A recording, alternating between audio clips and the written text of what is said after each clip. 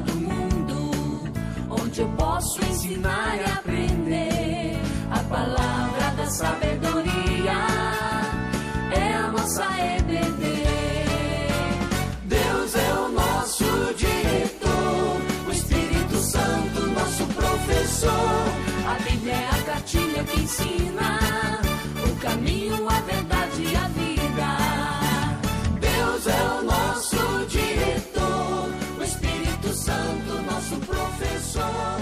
A Bíblia é a cartilha que ensina o caminho, a verdade e a vida.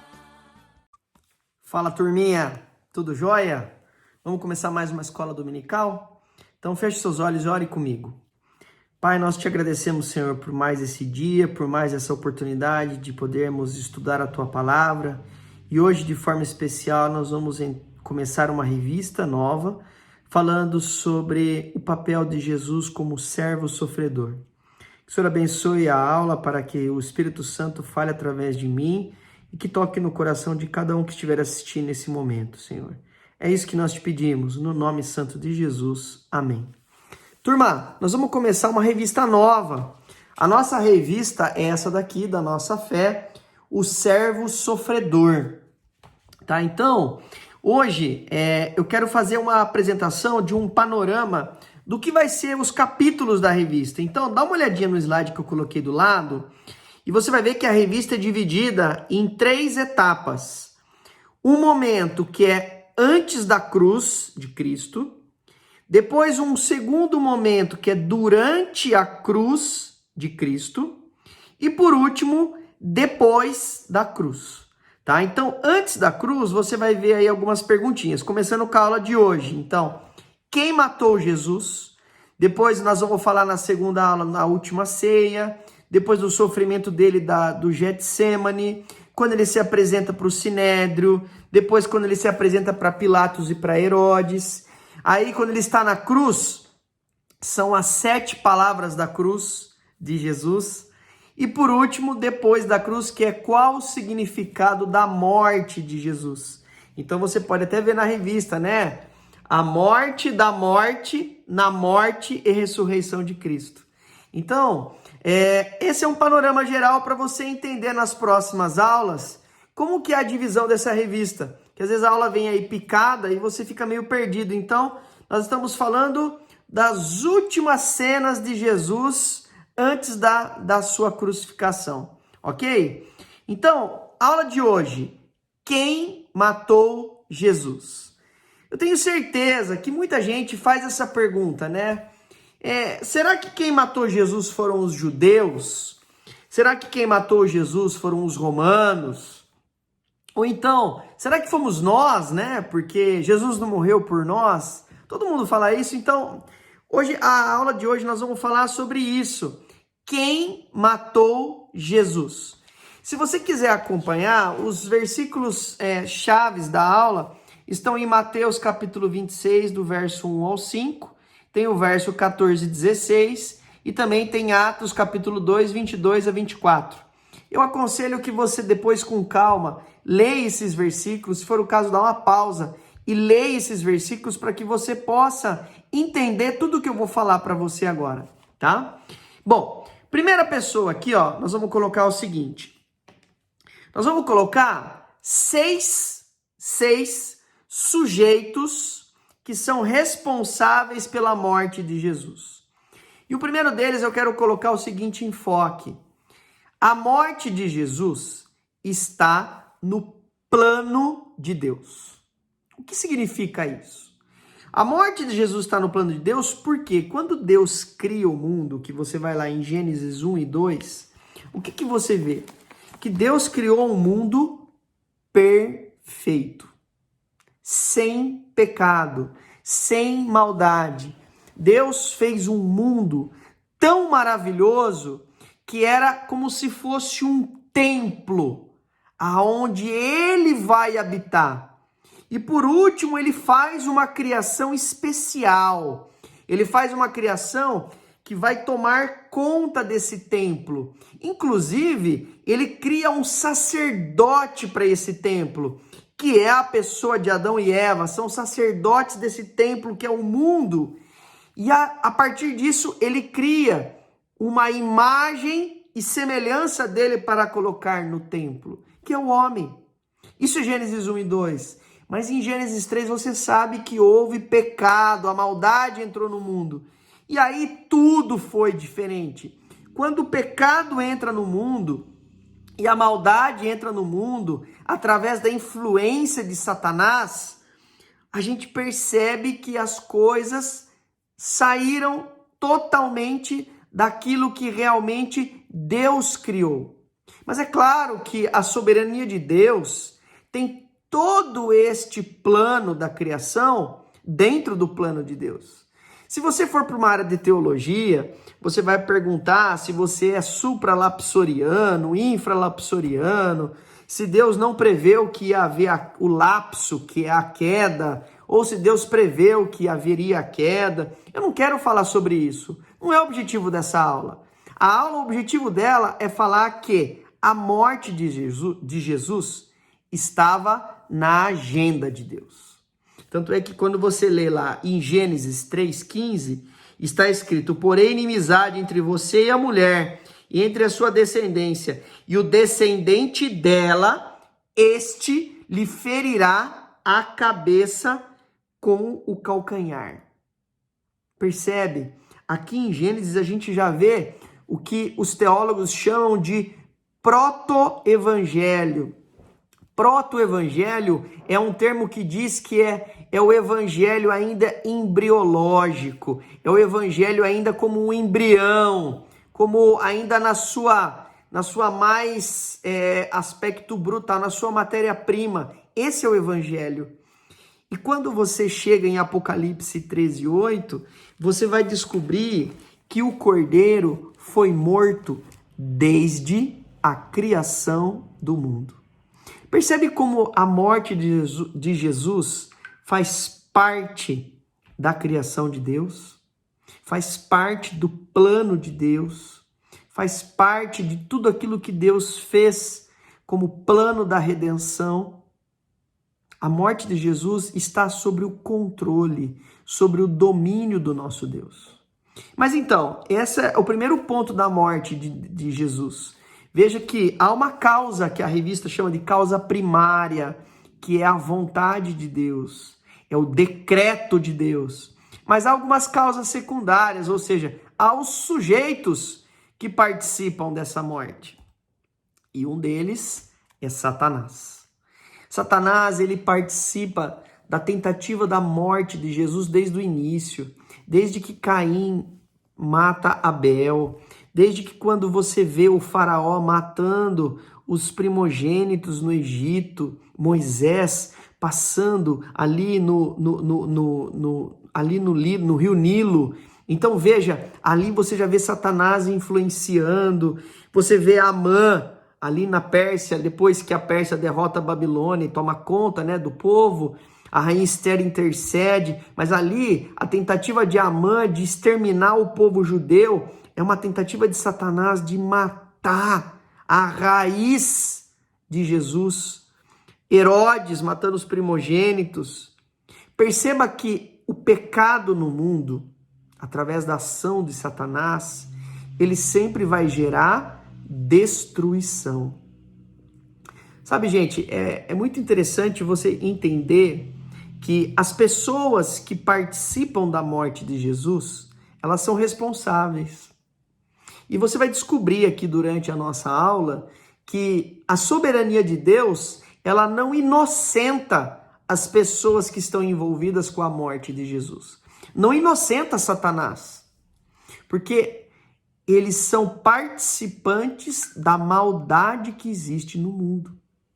Essa é a grande questão. Eles são participantes dessa maldade. A partir disso, quando você entende que eles são participantes, você vai começar a ver, então, quem são esses participantes além de Satanás? Os primeiros são as autoridades judaicas. Você vai perceber que quando Jesus vem, ele faz aquilo que Israel tinha sido chamado. Israel veio para cumprir a lei. Deus deu para Moisés as tábuas da lei para santificar aquele povo, e ele sendo santo, os outros povos seriam santos através de Israel. Mas Israel fez isso? Não. Israel falhou. E é por isso que Jesus, quando sobe no Sermão do Monte ali, para pregar o Sermão do Monte, ele é um novo Moisés, ele traz uma interpretação da lei de Moisés, de modo que é a interpretação verdadeira da lei de Moisés. É uma interpretação aonde ela trabalha não apenas com o exterior, não apenas com comportamentos, mas ela trabalha com o coração do homem. Ali Jesus revela qual é a verdadeira intenção de Deus quando ele atribui a lei para os homens, para que eles atribuam e apliquem essa lei ao coração e não ao comportamento. Jesus sobe e questiona o modo como os fariseus, os escribas, eles pregam essa lei. Por quê? Porque eles distorcem a lei. Lembre-se, Jesus ele começa a fazer vários questionamentos e confrontações, a começar do templo. Ele fala que está tendo comércio, que virou um covil de ladrões.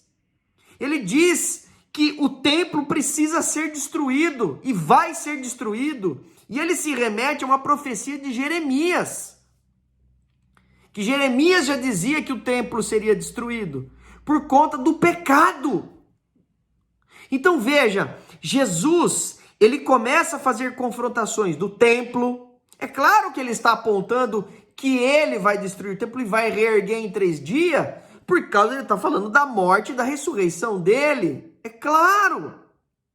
Mas nós também sabemos que ele confronta o sábado, de modo que os judeus pregavam que os homens deveriam ser escravos do sábado, e ele traz para a gente isso, que não foi os homens não foram feitos por conta do sábado, mas o sábado foi feito para o homem. É o contrário. Toda a lei escraviza, ela começa a escravizar o homem, e Jesus mostra que a lei traz libertação. Não é à toa que nós temos um livro que diz 12 palavras de liberdade, né, do Michael Horton.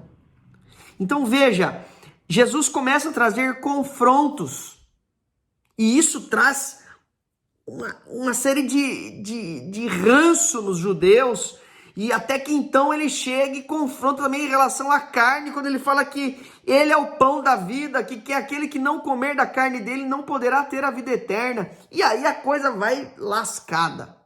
Então veja, Jesus vai trazendo essas confrontações, ele vai fazendo a leitura verdadeira do que é a lei, mas ele não vem para confrontar a lei, não, ele vem para cumprir a lei. E isso traz uma grande contestação para as autoridades judaicas. Além disso, se você pegar o Evangelho de João, outra coisa que traz no coração dos judeus é que no Evangelho de João nós experimentamos os 7 eu sou. Jesus dizendo cada eu sou, remetendo que ele é Deus. Eu sou o pão da vida, eu sou a luz do mundo, eu sou o bom pastor, eu sou a porta, eu sou a videira, eu sou a ressurreição e a vida eterna, eu sou o caminho, a verdade e a vida. Enfim, ele traz todos os eu sou, remetendo que ele é a pessoa de Deus. Quando ele fala isso, naquela cultura judaica, isso era praticamente uma heresia. Era uma heresia ele se afirmar que ele era Deus. Mas Jesus, além de falar isso, Jesus também, ele anuncia o reino de Deus. De que forma? Vocês lembram que ele começa a realizar milagres? Jesus, ele começa a andar e ele vê o mundo caótico. Ele vê o mundo pós-Gênesis 3. O que significa isso? Pós-Gênesis 3. Que o mundo voltou a ficar sem forma, em caos, por conta do pecado, por conta da maldade. Isso mostra como que o mundo fica no meio da maldade. Deus é santo. Deus não se mistura com maldade. A glória de Deus, pós o exílio da Babilônia, não encheu o templo de Zorobabel. Por quê? Porque a glória de Deus desce na pessoa de Jesus. No primeiro capítulo de João diz que quem viu Cristo viu a glória de Deus. E essa glória de Deus mostra Jesus anunciando o reino de Deus. Então quando ele faz um milagre, ele está dizendo assim: quando Deus reina, é assim que as coisas funcionam. No reino de Deus, as coisas são diferentes. Quando Deus reina, não há doença, há cura. Quando Deus reina, não há dor, há alívio. Quando Deus reina, não há ganância, há generosidade. Os valores do reino de Deus são diferentes. E isso traz um confronto para os judeus, a ponto de alguns milagres que ele realiza são milagres que só poderiam ser realizados pelo Messias. A cura de um cego de nascença. Se você pegar em João 9, você vai perceber dos fariseus ali, os doutores da lei, transtornados, falando: mas como que você era de cego de nascença? Você não devia ser cego. Aí chama os pais dele. Os pais vêm, ele era cego? Não, ele era cego. Então vocês estão do lado de Jesus. Aí chega num ponto que o cego chega e fala assim: olha, eu não sei quem ele é, eu não sei, eu só sei que eu era cego e eu não via. E agora eu vejo. Não tem como você não enxergar que Jesus é o Messias. E por isso traz um transtorno enorme para as autoridades judaicas. Além disso, o povo começa a tratar Jesus como rei. A entrada de Jesus em Jerusalém, quando eles estendem os ramos, Jesus descendo ali, vindo de Betânia, e vai chegando até Jerusalém. É como se ele tivesse vindo aqui da Potunduva, vindo para Jaú, e todo mundo balançando os ramos. Aquele domingo, que o pessoal fala domingo de Ramos, era uma cerimônia para a chegada do rei em Jerusalém. Isso acontecia na época de Salomão. Perceba, o povo tratava ele como rei. E a partir disso, ele começa a adquirir a autoridade. Não só através disso daí, mas das parábolas. Quando ele começa a confrontar os fariseus em termos de aplicabilidade do que é a justiça de Deus, do que é certo e do que é errado. Como um rabino. Veja, Jesus, ele mostra para os judeus que está tudo errado. Ele praticamente tira a autoridade deles. E quando foi o golpe de misericórdia? O golpe de misericórdia é quando ele, depois que fez a cura de Lázaro, está ali, já tinha ressuscitado Lázaro, está jantando, e então vem a mulher e derrama um bálsamo de azeite. De azeite não, de um perfume caríssimo nos pés de Jesus. Para você ter uma ideia, aquele bálsamo de perfume que ele tinha ali, que ela derramou nos pés dele, correspondia a 1 ano de trabalho. Vocês têm noção disso? Você imagina você pegar 1 ano de trabalho seu e jogar nos pés de alguém? Mas não era qualquer pessoa. Esse alguém era o Messias. Exatamente. Aquilo era a maior amostra de uma devoção. E logo depois da devoção, o que veio? Traição. Exatamente. Se você perceber, nós vamos falar agora de Judas. E talvez você ache que Jesus não sabia nada disso de Judas, né? Mas não funciona bem assim não. Jesus sabia sim de Judas. A tal ponto que se você abrir no Salmo 41, versículo 9, você vai encontrar um texto que diz a seguinte palavra. Deixa eu abrir aqui e a gente vai ler junto aqui, ó. Salmo 41, versículo 9. Ele fala assim: até o meu melhor amigo, em quem eu confiava e que partilhava do meu pão, voltou-se contra mim. Olha a profecia de Judas entregando Jesus. Sim. E se você também abrir em João, capítulo 6, versículo 64, que é o momento ali de antes de começar a ceia, Jesus disse: contudo, há alguns de vocês que não creem, pois Jesus sabia desde o princípio quais deles não criam e em quem iria trair. Veja, ali, quando você vê Judas também colaborando para a morte de Jesus, ele está simplesmente no controle de Deus. A traição de Judas, ainda assim, está no controle da soberania de Deus. Ah, então você está dizendo que foi Deus que fez Judas trair Jesus? Não. Judas é responsável por isso. Mas Deus sabia. Deus tinha isso no plano dele. De que forma isso, Du? Eu não consigo entender isso. Deixa eu te falar. A maldade precisava ser eliminada do mundo.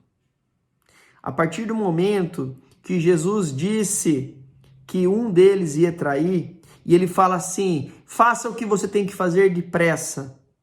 E então ele pega, come o pão e Satanás entrou nele. Perceba que ali Judas está dando a brecha para participar da maldade que existe no mundo.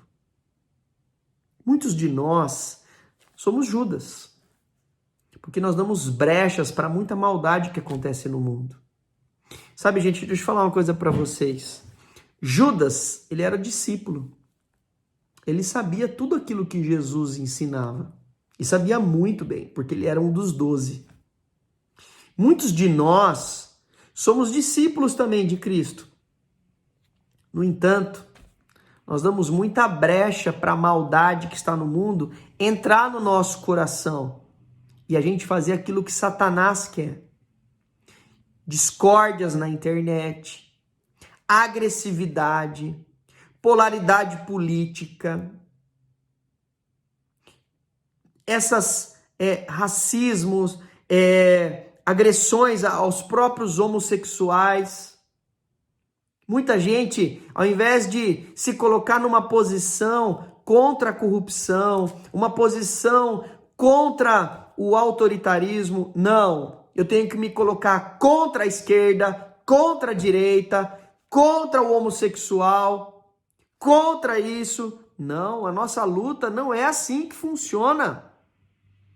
A nossa luta é contra o pecado do autoritarismo, é contra o pecado da corrupção, é contra o pecado da homossexualidade e não contra as pessoas. Não é dessa forma. Não é dessa forma. No reino de Deus não é assim que funciona. A nossa luta é contra o pecado, a nossa luta é contra principados e potestades. E não contra a carne e contra o sangue. Judas, ele era o tesoureiro. Ele começou bem, mas terminou mal. Judas, ele fazia o inverso dos outros discípulos, porque todos, à medida que você vai acompanhando os evangelhos, todos se aproximavam de Jesus. Mas e Judas? Ele se afastava. Ele se afastava. Judas, ele chegou muito perto de Cristo, mas continuou incrédulo. Isso acontece com você? Você frequenta a igreja, assiste as mensagens. Talvez você esteja assistindo aqui essa aula. Você sabe tudo de Jesus, mas ainda é incrédulo. Ou talvez você seja um discípulo de Jesus, como Judas, interesseiro, tratando Jesus como um meio, não como um fim. Você quer o que Jesus pode te dar, mas você não quer Jesus. Judas, ele abriu mão da vida dele para seguir Jesus. Ele abriu mão da vida dele. Já fazia 3 anos que ele estava seguindo Jesus. Ele abandonou tudo, como os outros discípulos. Mas ele não abriu mão, ele não entregou para Jesus o coração dele. Tem muita gente que abre mão da própria vida para viver para a igreja, para trabalhar para a igreja, para fazer as coisas pela igreja. Mas você entregou o seu coração nas mãos do noivo? Ou você trabalha para a igreja para fazer as coisas do seu jeito? Para você mandar na igreja, para você mandar no seu ministério, para você coordenar e fazer as coisas do seu jeito? Ou você faz como servo sofredor?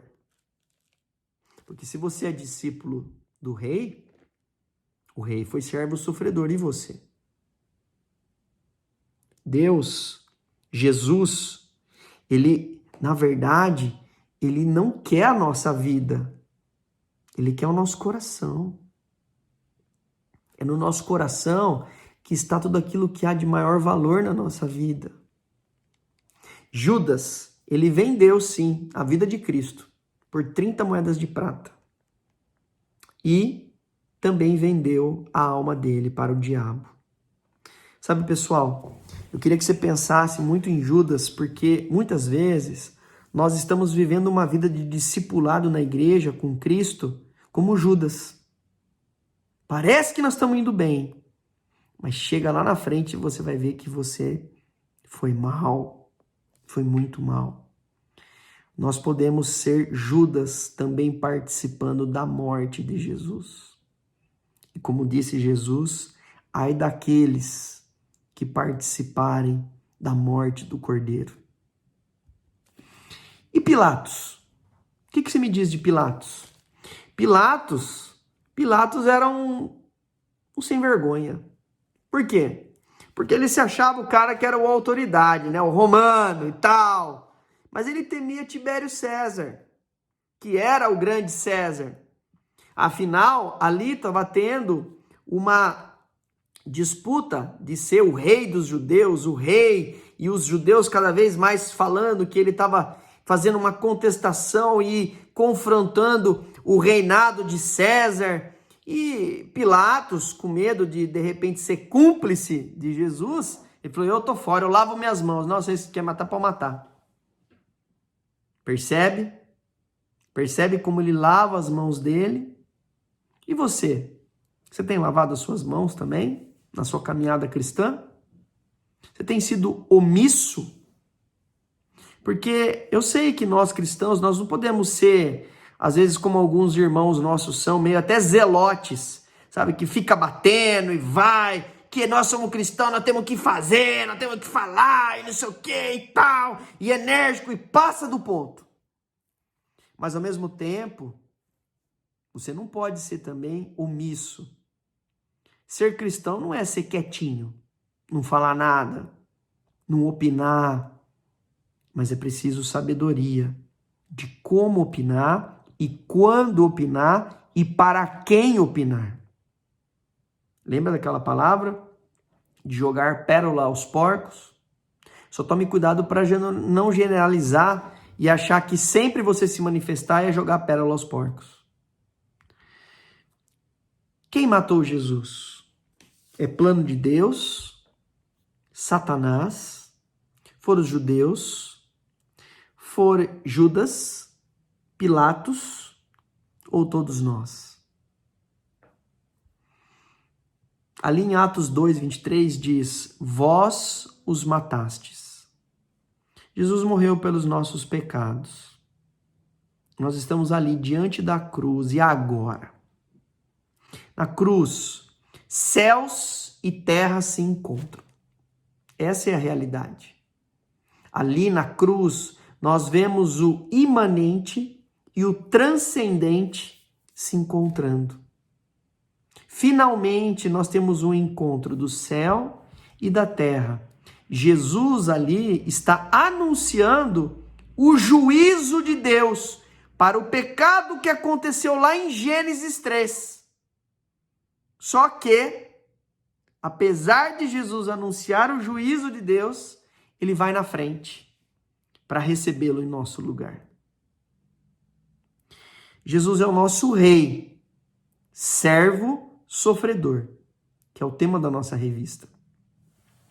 Jesus ele só pode oferecer o antídoto para o pecado se ele provar do veneno, que é o salário do pecado, a morte. Agora, diante da cruz, o que nós precisamos? Nós, como discípulos, nessa aula aqui hoje, o que nós precisamos diante da cruz? Nós precisamos entender, primeiramente, a grandeza do amor de Deus por nós. Mas como nós podemos entender? Como nós podemos entender a grandeza do amor de Deus por nós? Só tem uma forma. Olha só o que está escrito. É impossível entender a grandeza do amor de Deus sem compreender a gravidade do pecado. Forte, né? Você já compreendeu a gravidade do seu pecado? Ou você se acha perfeito? Ou você se acha melhor que os outros? Inclusive você é aquele fariseu que está ali do lado do publicano e fala: ó, Senhor, obrigado que eu não sou igual a essa mula desse publicano. Obrigado porque eu oro 3 vezes por dia, porque eu faço a escola dominical, porque blá, blá, blá, blá, blá, blá, blá, blá. Como que é a sua oração diante da cruz? É uma oração de soberba? É uma oração apenas de gratidão? Obrigado, Senhor, obrigado, Senhor, obrigado, Senhor. É uma oração só de pedidos? É isso? Pai, abençoa meu dia, abençoa isso, abençoa aquilo, abençoa aquilo, abençoa aquilo. Ou a sua oração é igual a do publicano? Tende misericórdia, tende misericórdia, tende misericórdia. Nós precisamos começar a fazer um autoexame. Você sabia que Jesus, antes de fazer a ceia, a próxima aula é sobre ceia, mas é uma deixinha aqui. Antes da ceia, Jesus manda Judas embora, né? Sabe por quê, né?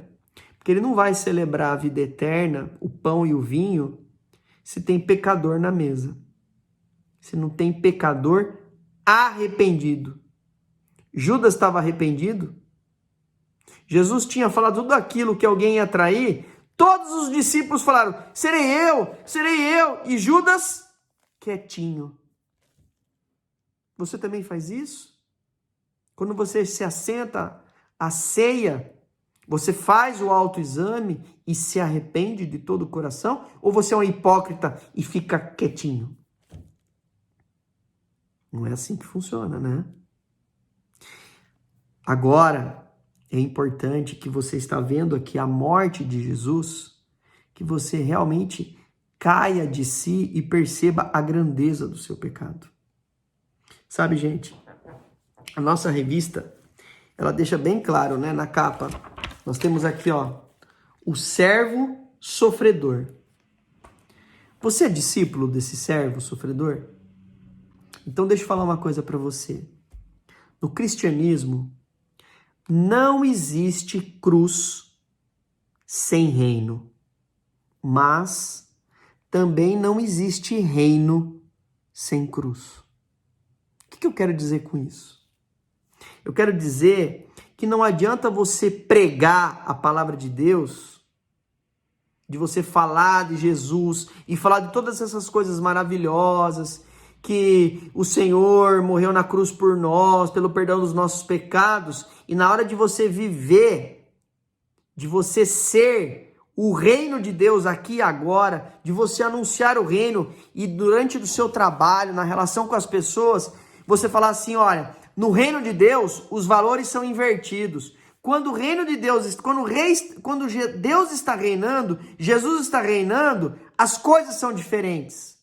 Aonde há choro, eu trago alegria. Aonde há briga e discórdia, eu trago paz. Que tipo de discípulo você tem sido?